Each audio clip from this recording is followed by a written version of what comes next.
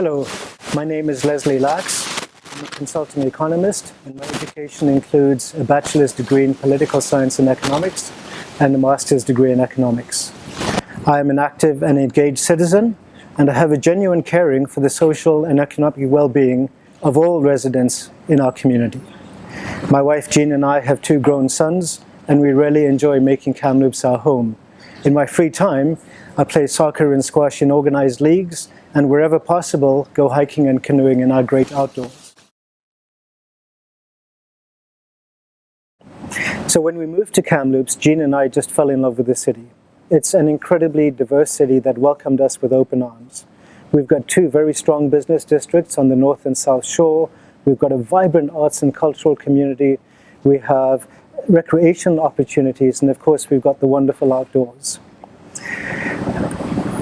I've always felt that it's important to be engaged in the communities you live in. And I've volunteered my time and expertise on boards such as Community Futures, economic development agencies, the symphony orchestra, sports associations, and have really felt that it's important to give back to the community you live in. In this case, I really feel that I have a lot to bring to council. I think that my analytical and research skills, I think that my experience as a board member, and I think that my openness and independence will be real benefit to the community. I believe that with the right leadership, this city can grow to be even better than it is. And I believe that if you have leaders who come to the table with an open mind and choose to represent all parts of the city, I think that's when you have a strong member on council.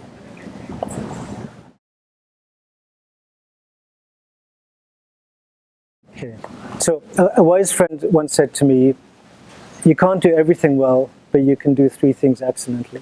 So building on that mantra, I'm actually going to list 3 elements: fiscal responsibility, economic engagement, and community growth.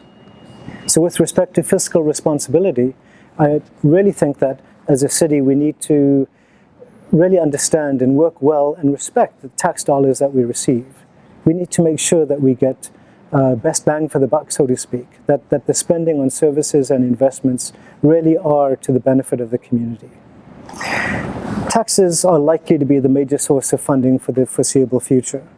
But at the same time, I think that we really need to look at alternatives. Let's see if we can be entrepreneurial and look at alternative revenue generation. An example might, for example, be something that was recently highlighted in the newspaper, a microhydro using microhydro generation in the sewage pipes. Even if that didn't provide a significant amount of revenue, it would certainly reduce costs. On the community engagement side, I think that it's really important that all neighborhoods in the city have a say in city business. I really feel that at this time, the timing of council meetings don't really make those meetings accessible to the public. Monday afternoons aren't necessarily the best time for public meetings. And so I'd want to have a look at opportunities to really expand the avenues that residents in all communities, all neighborhoods have for engaging with city council, and also to look perhaps for better timing for city council meetings.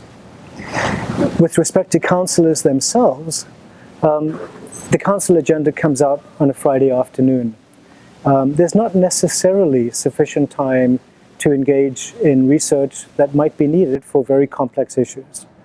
So perhaps we might want to look at what opportunities there could be to have agendas released a little earlier, or maybe have the agendas a little less full. I know that those might be challenging, but I think it's worth looking at those issues. With respect to economic growth, we've got a really, really strong base to work from. But I do think that we need to diversify our economy. Diversified economies are stronger in times of difficulty. We've yet to build a strong technology sector, although we have an emerging sector in the city. And I think we should look at that. We should look at opportunities in arts and cultural, entrepreneurial issues. And I think we should also continue to support agriculture and value added.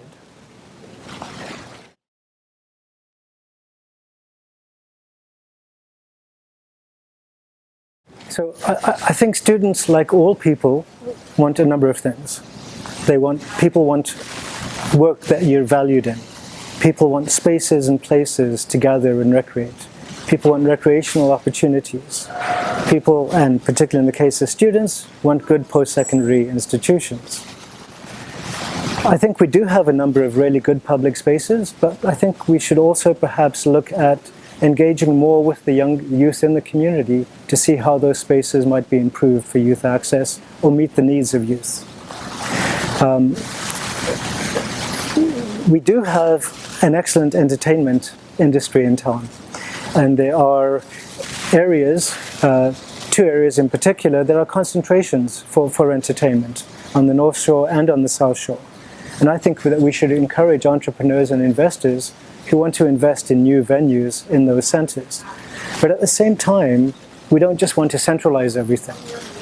We have communities, and we have diverse communities, and we need to be able to ensure that people in those communities have an opportunity to go and get a bite to eat, have a drink or two, listen to live music, and perhaps listen to see theater as well.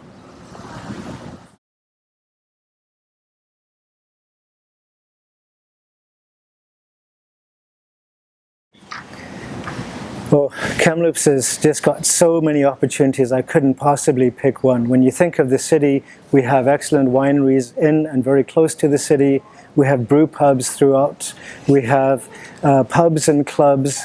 We've got art museums. We have wonderful green spaces and parks, Riverside Park, McDonald Park, the MacArthur Island Park, Peterson Creek Park. They're just kind of Cartwright. It's difficult to name all of them. And even just outside of the city, we've got opportunities for lakes and rivers with hiking and canoeing. Sun Peaks is not that far away for boarding and skiing. So if I were to recommend a visit in the city, I would say take in as much of the city as you can in the time that you have here.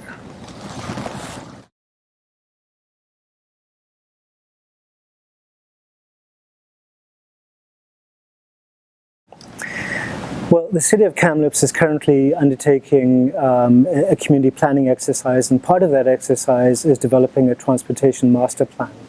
In the public engagement that they've had leading up to the development of that master plan, three elements really came out, and people said that they wanted to be able to cycle, bus, and walk more. Now, there's some challenges with that. With cycling, people have said that the destination routes aren't necessarily complete or well marked. They said that sometimes it's too hilly to be able to get around. They've said that there isn't necessarily secure parking and or storage for their bikes when they get to their destinations. In the case of buses, folks mentioned that they'd really like to continue to use the buses and they'd like to use them more, but some of the challenges are their perceptions of scheduling and connections, the number of routes and the connectedness of those routes for people who want to get to different places in the city. And they're also concerned in the winter about access to bus stops with the snow that mounts up on the pavement. And then with respect to walking, people have felt that walking paths are not always well identified, that they aren't always clearly marked through the neighborhoods they need to go through, and there's sometimes issues of safety at night. So I think we need to look at cycling, buses, and walking opportunities. We need to try and improve the opportunities for our citizens to make it more accessible and safer.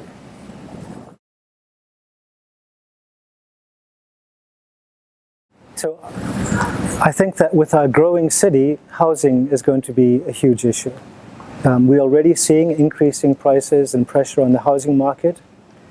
It's nothing as ridiculous as the market in the Lower Mainland at this time, but nonetheless, we need to prepare to ensure that we can retain affordable housing for our communities.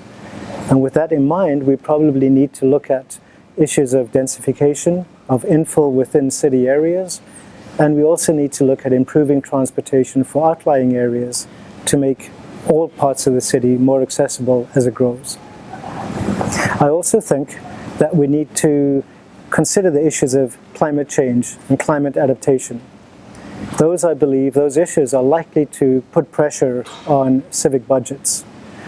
We need to ensure that the city is ready for perhaps more drastic storms and flooding. We need to ensure that the city's infrastructure can meet the needs of challenges of climate change. And so I think we want to be able to look at how we can best adapt to climate change as well.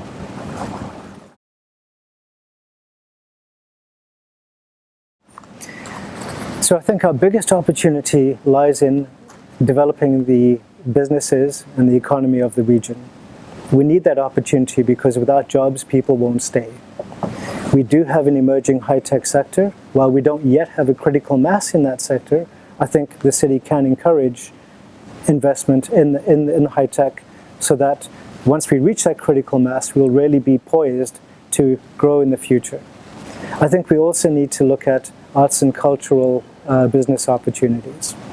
And the third sector that I really think has a great opportunity for this region is agriculture.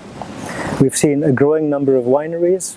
We've seen growing numbers of people interested in hop production. And we've also have the opportunity of improving value-added and microbreweries that supply not just the city, but could supply the province and the nation and export internationally as well.